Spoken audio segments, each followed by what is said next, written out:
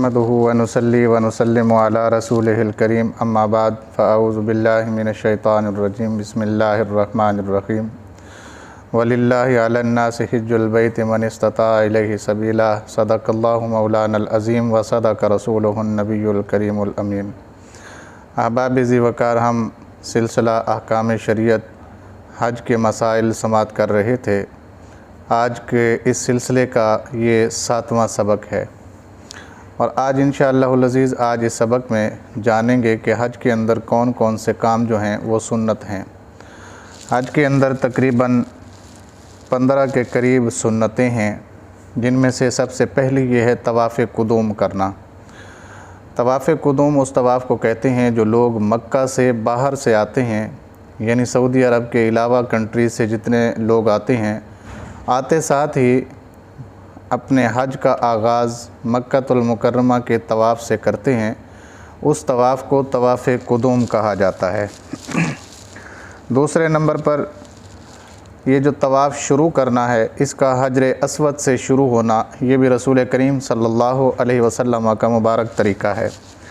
اور تیسرا طواف قدوم یا طواف فرض، جو بھی طواف کیے جاتے ہیں، یہ دونوں طواف قدوم اور طواف فرض، اس کے اندر رمل کرنا، یہ بھی سنت رسول صلی اللہ علیہ وسلم ہے۔ رمل کا مطلب ہوتا ہے اکڑ اکڑ کر چلنا، لیکن یہ بات ذہن نشین رہے کہ اکڑ کر اس وقت چلنا ہے جب رش نہ ہو، یعنی آپ کے اکڑ کر چلنے سے کسی کو تکلیف نہ ہو۔ اگر کسی کو تکلیف ہو رہی ہو آپ کے اکڑ کر چلنے سے، تو پھر اکڑ کر نہیں چلنا، سیدھے انداز میں جیسے آپ چل رہے ہیں، جس طرح آپ کو جگہ ملتی ہے اسی انداز میں چلتے جائیں۔ اگر رش نہ ہو تو یہ سنت ہے کہ اکڑ کر چلا جائے، رمل کیا جائے۔ اور چوتھی سنت یہ ہے کہ صفا اور مروہ کے درمیان جب آپ آئیں گے، آج کل سعودی حکومت نے وہاں پر سبز رنگ کی لائٹیں لگائی ہوئی ہیں، ان کو 2 میلین اخضرین کہتے ہیں۔ جب آپ ان سبز کناروں کے درمیان آئیں تو وہاں سے دوڑ کر جانا ہے آپ نے۔ اگر دوڑنے کی صلاحیت نہیں ہے تو اپنی رفتار کو تھوڑا تیز کر لیں، یعنی جس رفتار سے آپ پہلے چل رہے تھے اس رفتار سے قدرے زیادہ تیزی کے ساتھ چلنا شروع کر دیں۔ صرف ایک سبز بتی جو لگی ہوئی ہے وہاں پہ، اس سے لے کر دوسری سبز بتی کے درمیان یہ حصہ جو ہے وہ جگہ ہے کہ سیدہ حاجرہ سلام اللہ علیہا، یہ جب آپ اس جگہ پر آتی تھیں تو حضرت ابراہیم علیہ السلام آپ کو نظر نہیں آتے تھے۔ نظر نہ آنے کی وجہ سے آپ اس جگہ پہ دوڑ کر جاتی تھیں اس مقام تک جہاں پہ اگلی بتی لگی ہوئی ہے، تاکہ وہ نظر آ جائیں۔ پھر جب نظر آ جاتے تھے تو پھر آپ آہستہ آہستہ چلنا شروع کر دیتی تھیں۔ تو اللہ کے رسول صلی اللہ علیہ وسلم نے بھی اپنی امت کے لیے یہ طریقہ برقرار رکھا ہے، اور اسے ممکن ہو تو ضرور کرنا چاہیے۔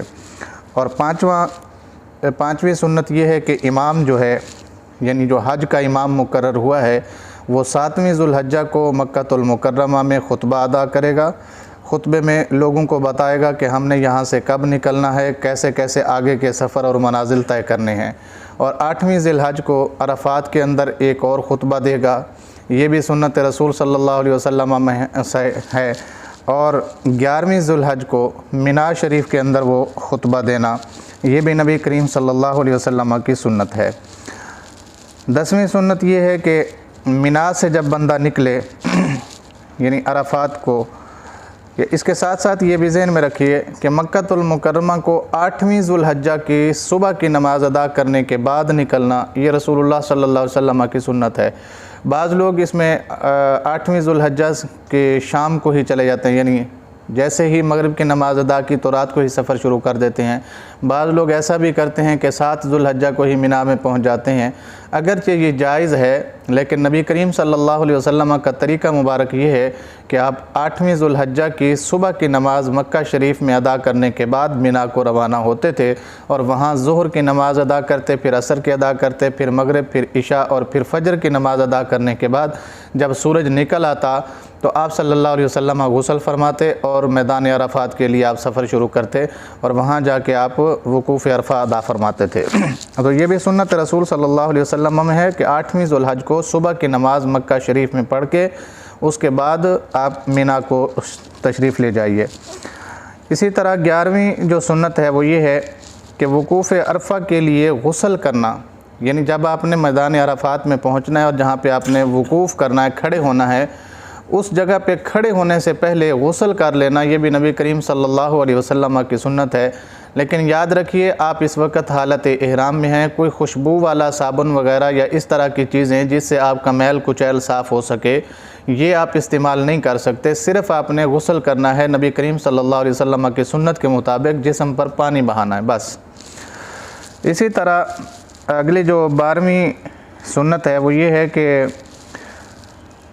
جب آپ عرفات سے واپس آئیں تو مزدلفہ کے اندر پوری رات گزارنا، پوری رات گزارنی ہے آپ نے مزدلفہ کے اندر۔ اور یاد رکھیے کہ یہاں کھلے میدان کے اندر ہی رات گزارنی ہے، کسی بلڈنگ، عمارت یا خیمے کے اندر آپ نہ تشریف لے جائیں۔ اور مجھے تو جہاں تک میری معلومات ہے، مجھے لگتا یہ ہے کہ میدان مزدلفہ میں خیمہ وغیرہ ہوتا ہی نہیں ہے، وہ صرف مینا میں لگائے جاتے ہیں۔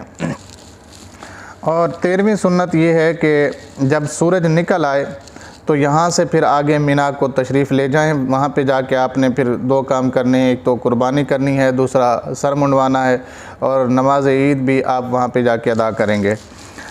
اور اسی طرح 11ویں کو جو ہے 11ویں یعنی 14ویں جو سنت ہے وہ یہ ہے کہ 11 کے بعد جو دونوں راتیں ہیں ان کو مینا میں گزارنا ہے۔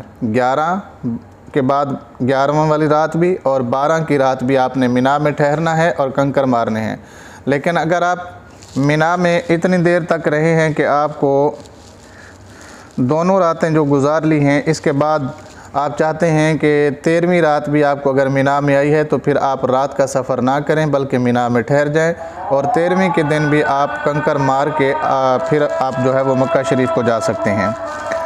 اسی طرح 15ویں جو سنت ہے وہ ابتہی وادی محسب، یہ میدان مزدلفہ سے میدان مینا کے درمیان آتی ہے وادی محسب۔ یہ وہ جگہ ہے جہاں انبیاء کرام کی قبور بتائی جاتی ہیں۔ اس وادی میں کچھ دیر کے لیے ٹھہرنا یہ بھی میرے کریم آقا صلی اللہ علیہ وسلم کی سنت مبارکہ ہے۔ یہ حج کی سنتیں تھیں جو میں نے آپ احباب کو بیان کر دیں۔ اللہ کریم سے دعا ہے اللہ تعالی ہم سب کو احکام شریعہ سمجھنے اور اس پر عمل کی توفیق عطا فرمائے۔ آمین۔ وآخر دعوانا الحمد للہ رب العالمین۔